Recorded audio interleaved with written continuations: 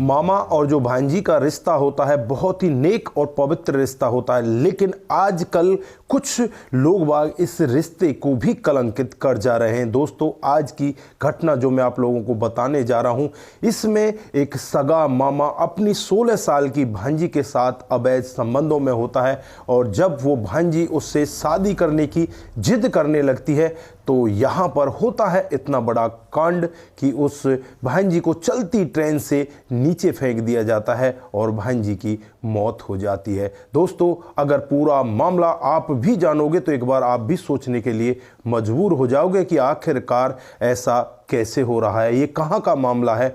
आइए जानते हैं पूरा मामला। आगे बढ़ने से पहले हमारी वही रिक्वेस्ट कि जो हमारे चैनल के साथ नए हैं कृपया करके चैनल को फॉलो कर ले, बेल आइकन को जरूर प्रेस करें। नमस्कार, जय हिंद। आप देख रहे हैं APH न्यूज राहुल रावत के साथ। दोस्तों, जो हकीकत की घटना आप लोगों को बताने जा रहा हूं, मुंबई के पालघर के मानखुर्द इलाके की है। यहाँ पर कोमल सोनार नाम की एक लड़की जिसकी उम्र 16 साल होती है, जो अपनी माँ और अपने छोटे भाई के साथ बड़े आराम से रहा करती है। जो माँ होती है वो हॉस्पिटल में साफ सफाई का काम किया करती और कुछ दिन पहले ही यहाँ पर इसके पापा इस जहाँ को छोड़कर जा चुके होते हैं और ये सब आरोप उसकी माँ के ऊपर लग रहा होता है कि माँ ने ही कुछ ऐसा काम किया है जिससे उसके पापा इस जहाँ को छोड़कर गए हैं। दोस्तों, माँ बहुत ही परेशान होती है, जैसे तैसे करके अपने बच्चों को पाल रही होती है।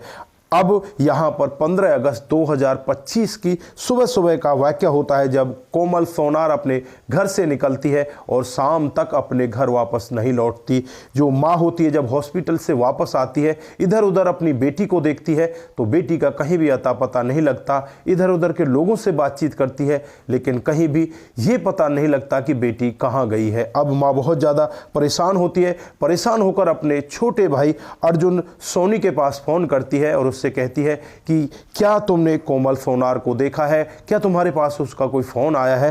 अर्जुन सोनी होता है उस सिक्योरिटी गार्ड का काम किया करता एक कंपनी के अंदर जो वसई इलाके में होता है। दोस्तों, यहीं पर उसने कमरा ले रखा था और यहीं पर वो रहा करता। अभी तक अर्जुन सोनी की शादी नहीं हुई होती। जब यहाँ पर अपनी बहन से ऐसी बातें सुनता है तो वो कहने लगता है कि अभी तो मेरे पास नहीं आई, लेकिन जैसे आएगी या उसके बारे में कुछ पता लगेगा तो मैं तुम्हें तुरंत ही बताऊंगा। थोड़ी देर बाद यहाँ पर अर्जुन सोनी का अपनी बहन के पास फ़ोन आता है और उससे कहने लगता है कि बहन, जो कोमल है वो मेरे पास ही आ चुकी है और मैं इसको आपके पास लेकर आ रहा हूँ। लेकिन यहाँ पर जो इस लड़की की माँ होती है वो कहने लगती है तुम इसे हमारे पास मत लेकर आओ, मैं और मेरा बेटा तुम्हारे पास ही आ रहे हैं और तुम वहीं पर इसको लेके रहना। लेकिन ये रात भर कहाँ रही है, इन सब के बारे में इससे बहुत सारी बातें पूछनी है, इसको अपने साथ बिठा कर रखना। दोस्तों, यहाँ पर जो अर्जुन सोनी है वो हाँ में सर हिला दे। यहाँ पर जो अर्जुन सोनी है वो हाँ कहता है कि ठीक है आप आ जाइए। और जैसे ही कोमल सोनार की माँ और उसका छोटा भाई वहाँ पर पहुँचते हैं, जो अर्जुन सोनी होता है उसका दरवाज़ा बंद होता है, बाहर से ताला लगा होता है, जो रूम इसने ले रखा होता है। दोस्तों, यहाँ पर जो कोमल की माँ होती है बार बार अर्जुन सोनी के पास फ़ोन करती है, वो फ़ोन ही नहीं उठाता। फिर उसके बाद यहाँ पर वो अपने बड़े भाई के पास फ़ोन करती है कि इस तरह का मामला हो गया है। जो अर्जुन है वो भी फ़ोन नहीं उठा रहा, कोमल का भी कोई पता नहीं चल रहा। बड़ा भाई भी इनके पास आ जाता है। थोड़ी देर बाद ही यहाँ पर इस माँ के पास वलियम पुलिस स्टेशन से फ़ोन आता है और इनसे यही कहा जाता है कि तुम नायगांव और बायदर के बीच में जो रेलवे स्टेशन की चौकी है वहाँ पर फटाफट आ जाइए। दोस्तों, अब माँ यहाँ पर सोच में पड़ जाती है कि ये चौकी वाले मुझे क्यों बुला रहे हैं और फिर यहाँ पर अपने बड़े भाई और अपने बेटे के साथ सीधे चौकी में पहुँच जाती है। और चौकी में जाने के बाद यहाँ पर जब सामने अर्जुन को देखती है, उसके दोनों तरफ पुलिस वाले खड़े होते हैं, हाथ में हथकड़ी लगी होती है। तो बहन पूछने लगती है कि तुमने मेरे भाई को क्यों गिरफ्तार किया है। तो पुलिस वाले कहने लगते हैं कि ये तुम्हारा भाई है। तो यहाँ पर वो कहती हाँ हाँ ये मेरा भाई है, इसी ने तुम्हारी बेटी को मारा है, इसी का प्यार प्रसंग तुम्हारी बेटी के साथ था। दोस्तों, जब माँ ऐसी बातें सुनती है तो वो वहीं पर चक्कर खाकर ज़मीन में गिर जाती है।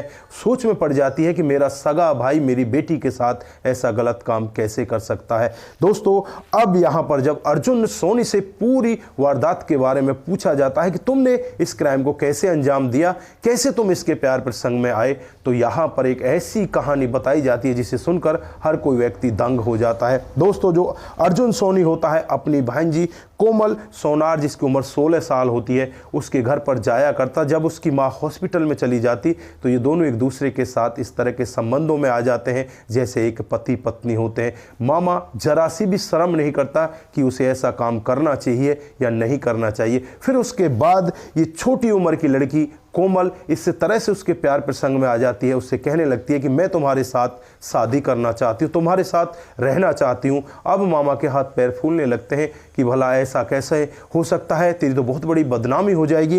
दोस्तों, यहाँ पर 15 नवंबर 2025 का वाक़या होता है जब कोमल सोनार अपने घर को छोड़कर मामा के कमरे पर पहुँच जाती है।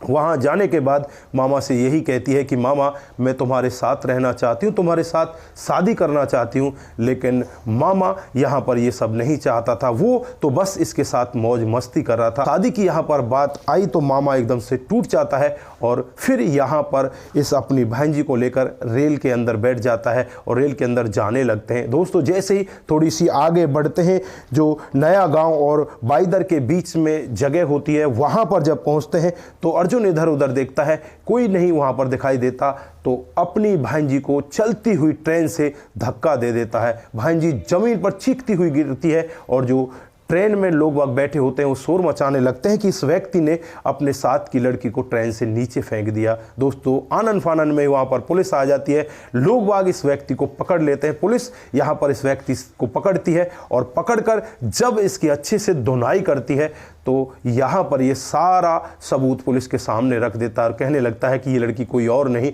मेरी सगी भांजी है और मैं इसके साथ इस तरह से प्यार प्रसंग में था, ये मेरे से शादी की जिद कर रही थी, इसलिए मैंने इसे रास्ते से हटा दिया। दोस्तों, फिलहाल यहाँ पर जो लड़की है कोमल सोनार, उसकी जो माँ है यानी अर्जुन सोनी की बहन, वो थोड़ी देर के लिए होश में आ जाती, फिर बेहोश हो जा रही है, क्योंकि यहाँ पर उसने ऐसी बहुत बड़ी घिनौनी घटना को अपने सामने होते हुए देख लिया। क्योंकि कुछ दिन पहले उसका पति तो यहाँ से जा चुका होता है, लेकिन अब यहाँ पर उसकी खुद का भाई ने इतना बड़ा कदम उठा दिया, उसकी बेटी भी यहाँ से जा चुकी होती है।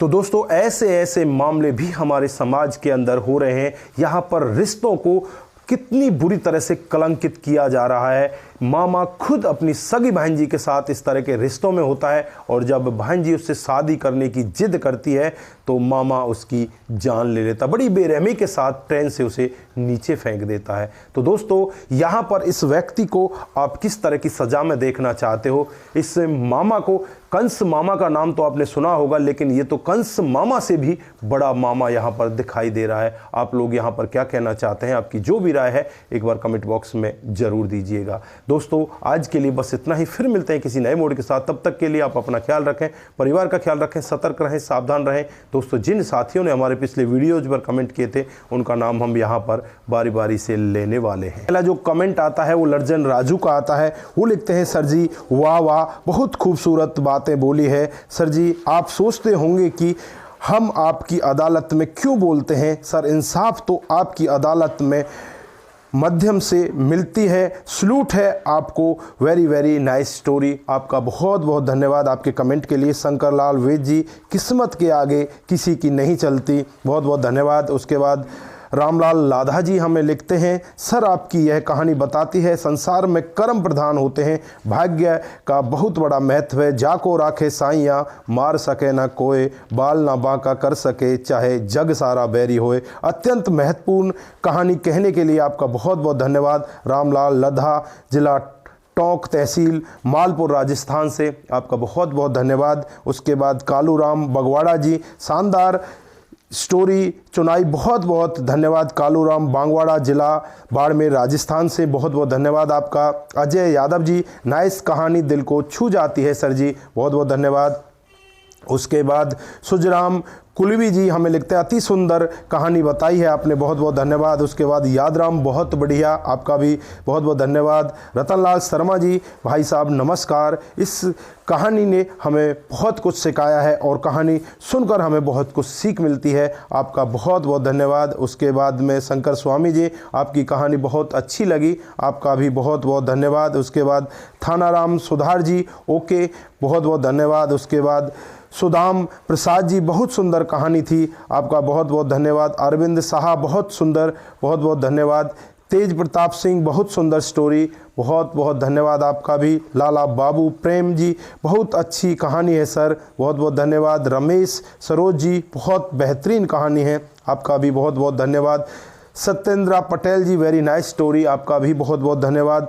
रामरूप साकेत जी हमें लिखते हैं कि आपकी कहानी बहुत बेहतर है, आपका भी बहुत बहुत धन्यवाद। मान सिंह राजपूत जी हमें लिखते हैं थैंक रावत जी, आपका बहुत बहुत धन्यवाद। टोके सीमा जी, गुड स्टोरी है, आपकी बहुत बहुत धन्यवाद। उसके बाद Vinod Rawat ji, very nice story, आपका भी बहुत बहुत धन्यवाद। शंकर लाल बेज जी अहमदाबाद से हमें देख रहे हैं और लिखते हैं कि आपकी कहानी बहुत अच्छी है, आपका भी बहुत बहुत धन्यवाद। बोमन श्रीवास्तव जी, जय राम की नाइस स्टोरी, बिहार 28 से, आपका भी बहुत बहुत धन्यवाद। राम गोसाई जी, आपकी कहानी बहुत ही बेहतर होती है, आपका भी बहुत बहुत धन्यवाद। Monu Jain ji, very nice story, आपका भी दिल की गहराइयों से बहुत बहुत धन्यवाद। वेद प्रकाश जी, कहानी बहुत अच्छी है, आपका बहुत बहुत धन्यवाद।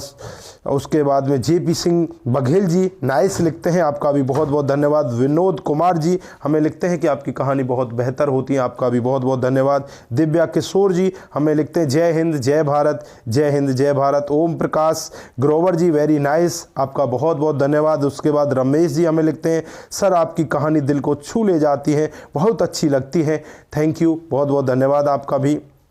सतवीर जी, सही बात है आपकी, आपका भी बहुत बहुत धन्यवाद। Rakesh Kumar ji, very nice, very good sir ji, जय श्री राम जी, बहुत बहुत धन्यवाद। उसके बाद Surat BK ji, very nice story, आपका बहुत बहुत धन्यवाद। Ravindra Kumar ji, very nice story, आपका भी बहुत बहुत धन्यवाद। Lakhan Singh Yadav ji, very nice story, आपका भी बहुत बहुत धन्यवाद। उसके बाद प्रमोद कुमार हाय लिखते हैं और उसके बाद चित्रलाल जी, जय हो सर, गुड कहानी, आप सभी का दिल की गहराइयों से बहुत बहुत धन्यवाद। आप सभी साथी इसी तरह से हमारे साथ बने रहें, इसी तरह से अपना प्यार हमें दिखाते रहें, आप सभी का बहुत बहुत धन्यवाद। नमस्कार, जय हिंद, जय भारत।